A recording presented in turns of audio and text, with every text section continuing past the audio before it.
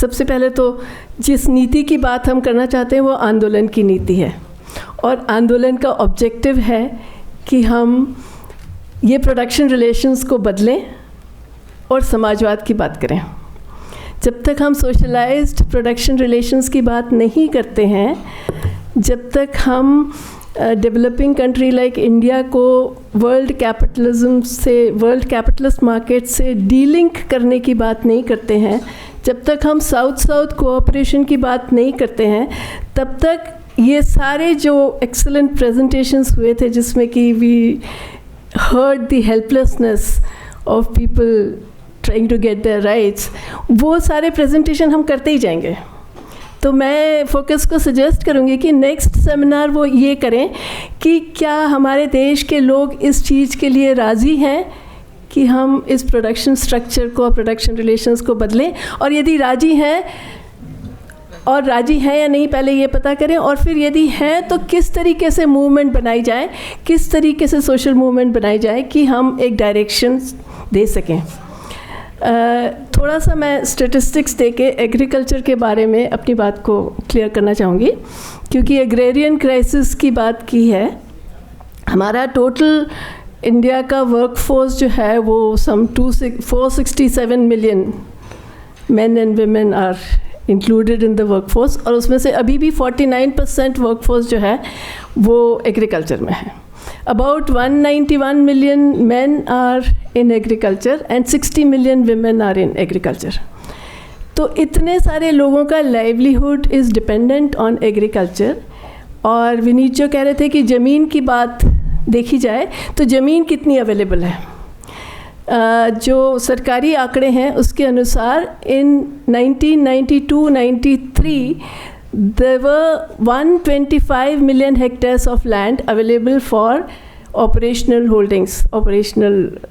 holdings of people. और 92-93 से the latest for 2018-19 का डेटा बताता है कि now only 84 million hectares of land is available for people's operational holding. और टोटल होल्डिंग्स आर अबाउट 101। तो यदि 101 मिलियन होल्डिंग्स हैं और 84 मिलियन हेक्टेयर लैंड है, तो average size of holding is less than 1 hectare, which is the marginal farm.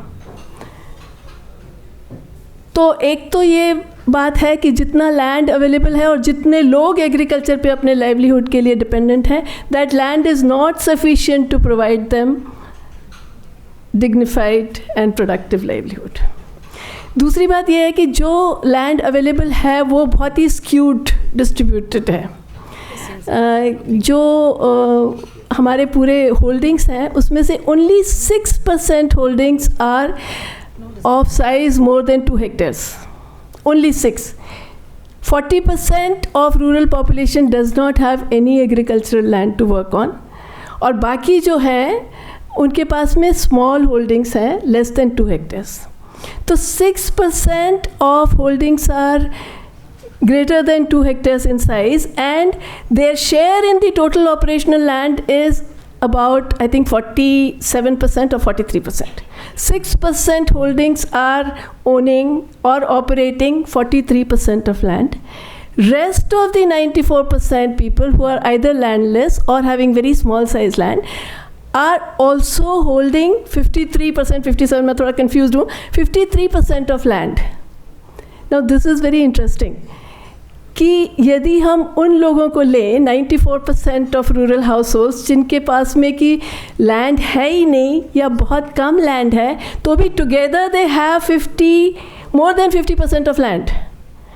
And if somehow we can collectivize this land, we can make cooperatives of these people, then we have control over 50% of nation's land. And having control on 50% of nation's land can change the technology used, it can change the crop choice, it can change the entire marketing of agricultural produce. तो बहुत सारी possibility है, बहुत सारी तकलीफ़ों के बावजूद भी possibility है टू कलेक्टिवाइज। और इसके बाद में मैं इसलिए कहूँगी थोड़ा सा, जो हम लोगों ने कुटुम्बश्री की स्टडी की थी और मैं कुटुम्बश्री के बारे में थोड़ा सा इसलिए बताना चाहूँगी कि कुटुम्बश्री की जो स्टडी की उसके बाद में मुझे ऐसा लगा कि it is possible, what I am suggesting is possible. एक चीज़ और कहना रह गया कि जिनके पास में लैंड नहीं है, because as I said total land जो अवेलेबल है वो सबके लिए सफिशिएंट नहीं है, तो जो लैंडलेस लेबर है, मैं सोचती हूँ कि labour collectives are as important as land collectives. तो कोऑपरेटिव, यदि हम लैंड को कोऑपरेटिव में बदलते हैं, along with that we have to have labor collectives, because as अशोकदा was saying कि सबको कलेक्ट होके एक साथ लड़ना है, that collective feeling is not just political. If you have economic base as collectives, it strengthens your political strength. तो कुटुम्बश्री की मैं बात कर रही थी कि when I was looking for such collective farming, we came across this कुटुम्बश्री program in Kerala, and उसका हमने खाली collective farming वाला जो पोर्शन है उसको स्टडी किया, because Kudumbashree program is a very big programme.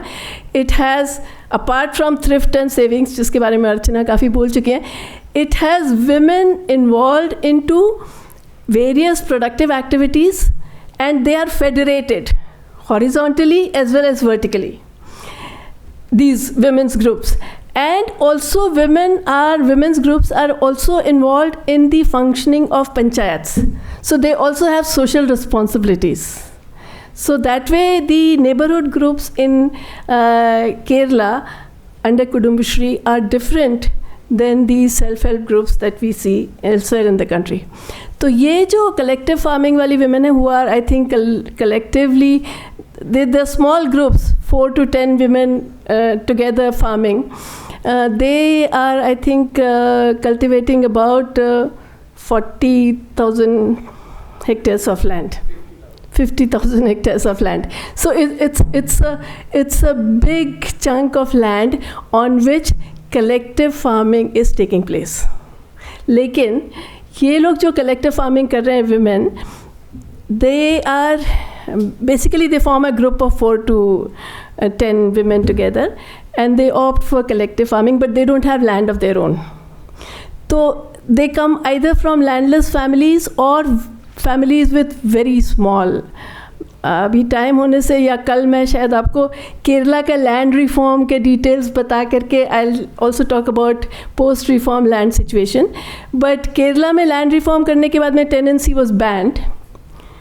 Despite that, how many minutes? 2. Despite that, tenancy has come up again because there are people who have land who don't want to cultivate, and there are people who want to cultivate and don't have land. So these women together take land on lease from those who cannot cultivate their land or do not want to cultivate their land. So most of this 50,000 hectares of land which they are cultivating collectively is leased land. They don't have ownership.